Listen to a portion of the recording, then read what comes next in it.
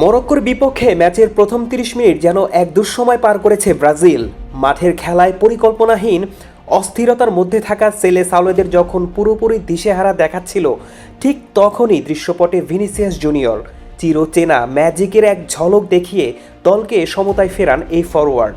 Brazilian football বিশ্লেষক অনেকের মতে প্রথমার্ধে দলের এই পারফরমেন্স ছিল ২০১৪ বিশ্বকাপে জার্মানির কাছে ৭-১ গোলে বিধ্বস্ত হওয়ার পর সবচেয়ে বাজে অবস্থা।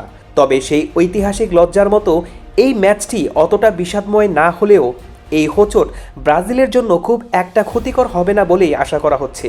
বাদিক দিয়ে ভিনিসিয়াসের সেই ট্রেডমার্ক গতি আর দুর্দান্ত ফিনিশিং ব্রাজিলকে নিশ্চিত হার থেকে রক্ষা করে।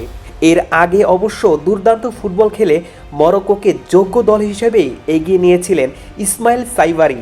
ভিনিসিয়াসের এই গোলটি প্রথমার্ধের চরম বিশৃঙ্খলাকে আরও বড় কোনো ক্ষয়ক্ষতিতে রূপ নিতে দেয়নি।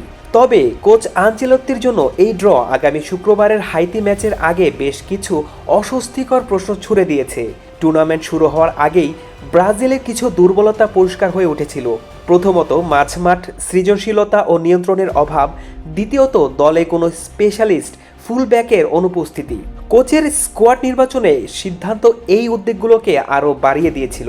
২৬ সদস্যের দলে তিনি মিডফিল্ডার নিয়েছিলেন মাত্র ৫ জন, আর একমাত্র স্পেশালিস্ট রাইট ব্যাক হিসেবে দলে থাকা ওয়েসলিও টুর্নামেন্টের শুরুর পর ইনজুরিতে পড়ে ছিটকে যান।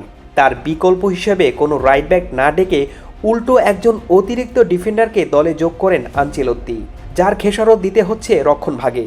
রাইট ব্যাক পজিশন সামলাতে জোড়াতালি দিয়ে সেন্ট্রাল ডিফেন্ডারদের ব্যবহার করতে হচ্ছে। তবে আনচেলত্তিকে সবচেয়ে বেশি চিন্তায় ফেলবে অভিজ্ঞ ক্যাসেমিরোর পারফরমেন্স।